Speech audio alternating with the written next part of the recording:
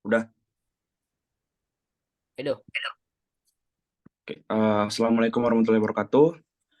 Kami dari kelompok Samsung Group akan mempresentasikan hasil kerja kelompok kami yang beranggota ada Fabian Zahran, Brian, Andre Nafis, Justin Liu, dan saya sendiri Aldo Hartanto dan M. Bahiki Nugroho.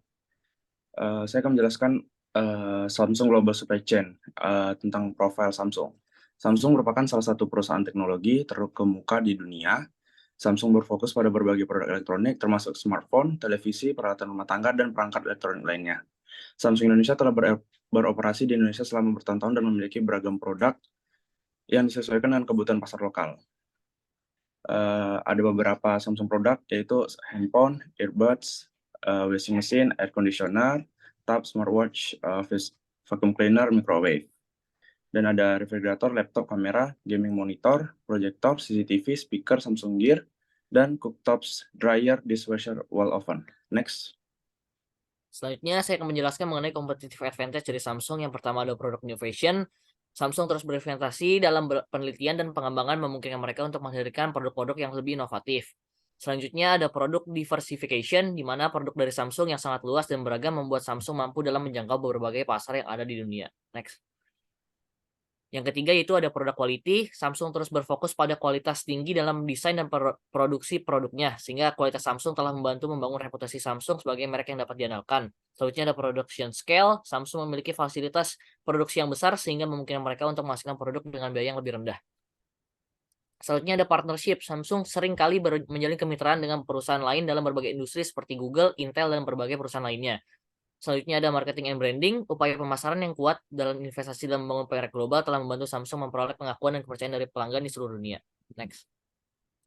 Selanjutnya ini merupakan networking dari Samsung, ada di Eropa dan di Asia. Next. Headquarter-nya ada di Korea Selatan, ada di 3 kota. Lalu pabriknya ada di Indonesia, Korea Selatan, Cina, Brazil, Vietnam, dan India. Ini merupakan Samsung supply chain mulai dari supplier hingga ke customer nantinya. Next.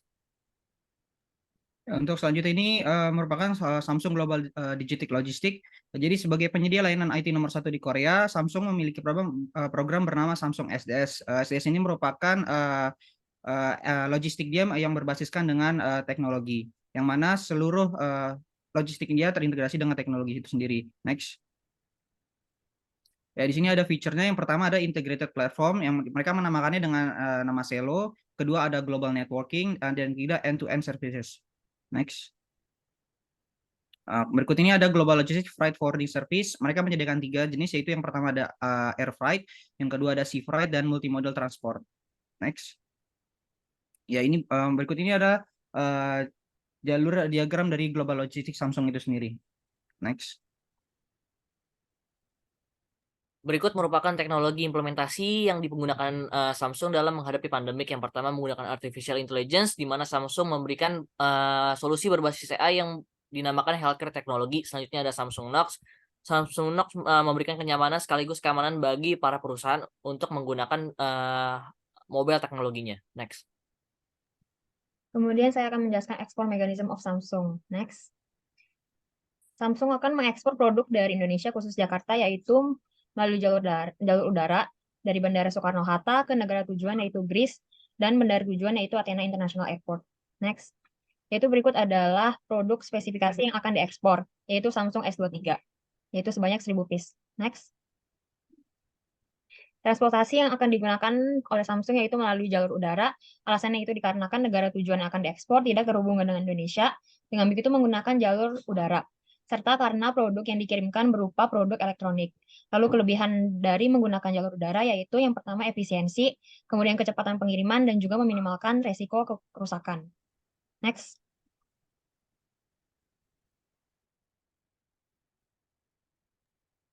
Suaranya baik, belum masuk. Sales kontrak adalah dokumen yang mengikat secara hukum antara pembeli dan penjual. Sales kontrak yang tidak boleh ditimbulkan keraguan di benak masing-masing pihak mengenai hak dan kewajibannya dalam bertransaksi. Selanjutnya ada commercial invoice, fungsinya sebagai merupakan dokumen ekspor yang berfungsi sebagai bukti sah terjadinya transaksi penjualan antara pembeli dan penjual. Selanjutnya ada letter of credit atau LC. adalah instrumen keuangan yang digunakan dalam transaksi internasional untuk memberikan jaminan pembayaran kepada eksportir, bank pembeli. Fungsi utama LC adalah menyediakan keamanan dan kepercayaan dalam transaksi.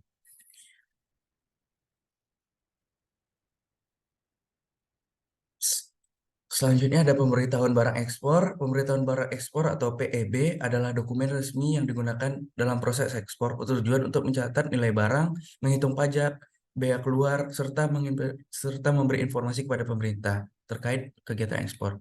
Selanjutnya ada Bill of Landing atau BOL, berfungsi sebagai tanda terima yang menyatakan bahwa barang telah diterima dan siap untuk diangkut oleh pihak pengangkut. Selanjutnya ada polis asuransi.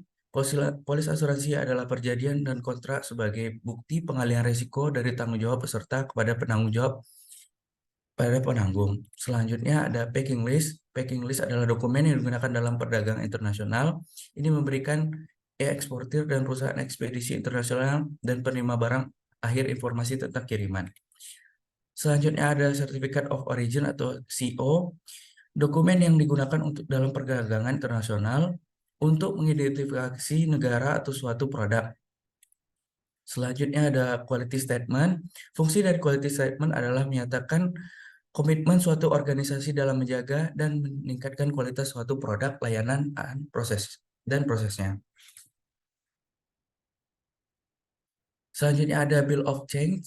Bill of Change adalah berfungsi sebagai janji tertulis dalam transaksi bisnis internasional, menjadi alat pembayaran dan petunjuk yang jelas bagi pembayaran kapan dan jumlah tertentu. Next, berikut ini reverse logistik dari Samsung itu sendiri. Next. Ya, beberapa waktu lalu Samsung telah melakukan suatu penarikan global di sebanyak 35 kasus ponsel meledak dan mengakibatkan 2,5 juta unit Galaxy Note 7 mereka akan dikembalikan oleh Samsung. Hal ini juga menyertai toko-toko operator yang sebenarnya belum terkirim juga. Karena hal ini itu menurunkan reputasi dari Samsung itu sendiri dan merusak kepercayaan dari para konsumen. Next. Ya, berikut ini diagram dari reverse logistik Samsung sendiri. Itu mulai dari retrieve, menarikan kembali, habis itu transport, pengiriman, kemudian diterima oleh pihak Samsung, itu receive, kemudian diinspeksi, dan kemudian disorting. Hasil sorting akan dipilih untuk bisa di-resell, di-recycle, atau di-repair, dan di-scrap. Next.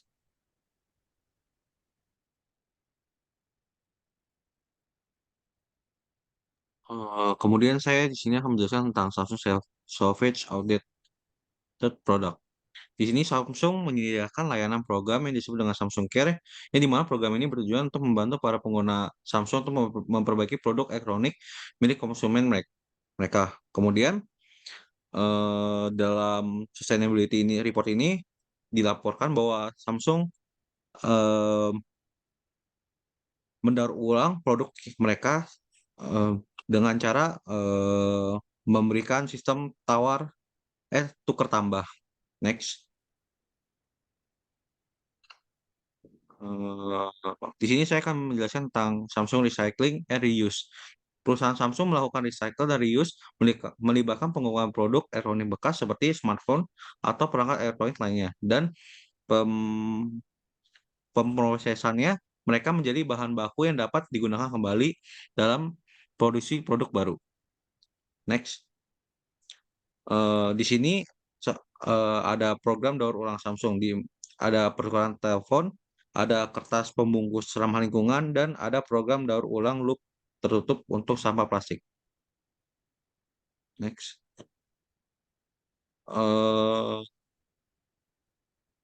Di sini ada Samsung Hazardous Material Disposition.